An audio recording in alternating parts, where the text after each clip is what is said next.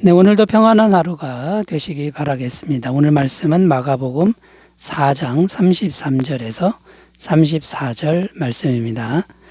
예수께서 이러한 많은 비유로 그들이 알아들을 수 있는 대로 말씀을 가르치시되 비유가 아니면 말씀하지 아니하시고 다만 혼자 계실 때에 그 제자들에게 모든 것을 해석하시더라. 아멘. 오늘 말씀의 내용이 뭐냐면 예수님은 많은 말씀을 무리에게 하셨는데 온통 비유로만 하셨다는 것입니다. 그런데 혼자 계실 때에는 제자들에게 자상하게 그 비유를 해석해 주셨다고 기록합니다. 자, 이것은 무엇을 의미하는 것일까요? 어떤 사람들은 말씀을 들어도 못 알아들었는데 또 어떤 사람들은 말씀의 의미를 자세히 알아들었다라는 것입니다. 자, 그래서 오늘 말씀의 주제는 어떻게 하면 하나님의 말씀을 알아들을 수 있느냐, 깨달을 수 있느냐, 이런 주제를 가지고 함께 은혜를 나누겠습니다. 자, 첫 번째는요, 주님과의 1대1 관계를 가꿔야 한다라는 것입니다. 주님과의 1대1 관계를 가꾸는 게 중요하다라는 것입니다. 34절을 다시 읽어보면 비유가 아니면 말씀하지 아니하시고 다만 혼자 계실 때에 그 제자들에게 모든 것을 해석하시더라. 자, 여기 보면 혼자 계실 때에 제자들에게 모든 것을 해석하시더라 이렇게 기록하는데 개인적인 관계 안에서는 예수님은 자상하게 말씀을 해석해 주셨다라는 것입니다. 자, 이것은 무슨 말이냐면 주님과의 1대1 관계를 가꾸면 주님께서 친히 말씀을 가르쳐 주신다. 그러니까 주님과의 1대1 관계를 가꾸는 게 중요하다라는 것입니다. 예레미야 33장 3절입니다. 너는 내게 부르짖으라. 내가 내게 응답하겠고 내가 알지 못하는 크고 은밀한 일을 내게 보이리라. 자, 하나님이 크고 은밀한 일, 곧 말씀의 비밀을 가르쳐 주시는데 어떤 사람에게 가르쳐 주냐면 너는 내게 부르짖으라. 그러니까 주님과 1대1 관계를 맺고 기도하는 사람에게는 가르쳐 준다. 너는 내게 부르짖으라. 이렇게 말씀하신다라는 거죠. 그래서 이 1대1 관계를 가꾸는 게 핵심이라는 겁니다. 자, 그런데 주님과의 1대1 관계는 어떻게 맺는 것이며 가꾸는 것입니까? 인격적으로 해야 된다라는 겁니다. 그러니까 예수님을 마음에 인격체로 모시는 것입니다. 요한계시록 3장 20절 볼지어다 내가 문 밖에 서서 두드리노니 누구든지 내 음성을 듣고 문을 열면 내가 그에게로 들어가 그와 더불어 먹고 그는 나와 더불어 먹으리라. 자, 마음은 두드린다 이렇게 되어 있고요. 예수님을 인격체로 마음에 모시면 이제 우리에게 들어오셔서 먹는다라는 것은 교제한다라는 뜻이고요. 말씀의 의미를 인격적으로 가르쳐 주신다, 깨닫게 해 주신다 이런 의미가 됩니다. 자, 그래서 1대1 관계는 인격적으로 모셔야 되는 문제가 있고요. 또 우리가 예수님을 생각할 때 마음을 소중하고 진실되게 해야 된다라는 겁니다. 잠언 8장 17절입니다. 나를 사랑하는 자들이 나의 사랑을 입으며 나를 간절히 찾는 자가 나를 만날 것이니라. 자, 주님을 진심으로 사랑하고 주님을 간절히 찾는 이런 마음이 있다 그러면 주님께서는 사랑을 베풀어 주시고 또 만나 주신다 이렇게 약속하고 있습니다. 그러니까 주님이 오시면 말씀을 깨닫게 해주신다라는 거죠. 자, 오늘날에는 예수님을 마음에 모시면 성령님이 하나님의 영이 이제 우리 안에 들어오셔서 영원토록 내주하십니다. 그래서 이 성령님 보이지 않는 하나님의 영과 친밀한 관계를 가꾸는 이 일이 무엇보다 중요하다라는 겁니다. 요한복음 14장 26절 보혜사 곧 아버지께서 내 이름으로 보내실 성령, 그가 너희에게 모든 것을 가르치고 내가 너희에게 말한 모든 것을 생각나게 하리라. 자, 오늘날에는 성령님이 우리 안에서 계시는데 말씀의 의미를 가르치고 말씀이 또 생각나게 하신다라고 약속하고 있습니다. 고린도전서 2장 10절입니다. 오직 하나님이 성령으로 이것을 우리에게 보이셨으니 성령은 모든 것 곧 하나님의 깊은 것까지도 통달하시느니라. 자, 성령님이 우리 안에 계셔야 영적인 게 보입니다. 눈으로 보이는 게 아니라 깨달아진다라는 거고 하나님의 깊은 것까지도 알 수 있게 된다. 자, 이런 의미가 된다라는 것이죠. 자, 그래서 말씀을 깨달으려면 가장 중요한 게 주님과의 1:1 관계를 가꾸는 것이다. 이것을 잘 생각하시고 날마다 성실하게 행하셨으면 좋겠습니다.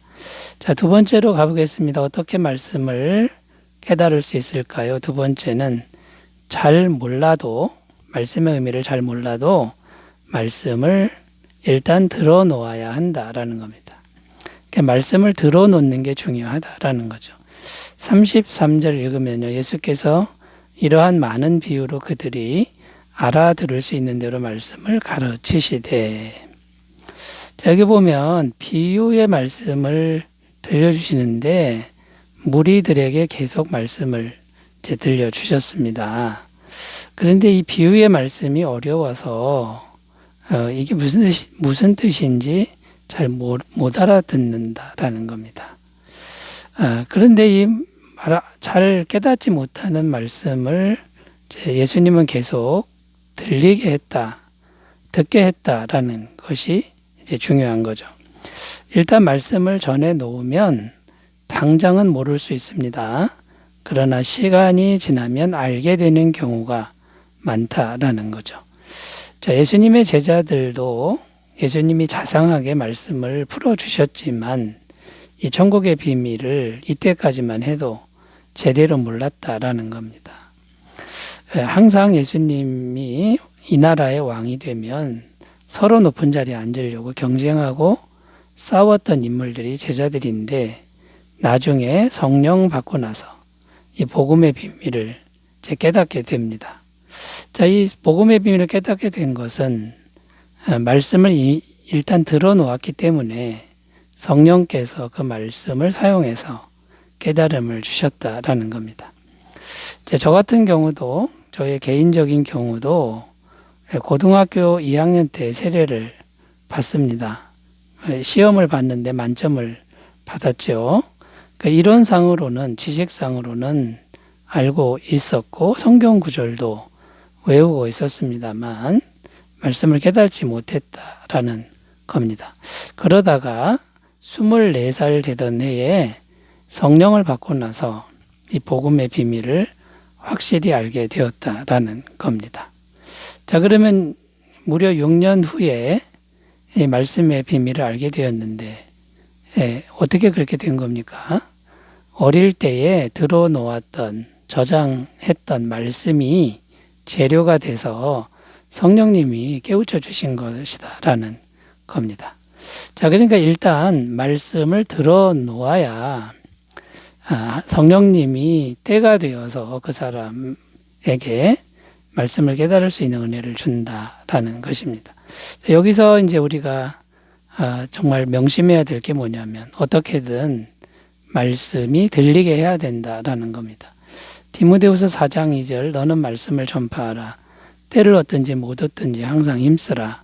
범사에 오래 참음과 가르침으로 경책하며 경계하며 권하라.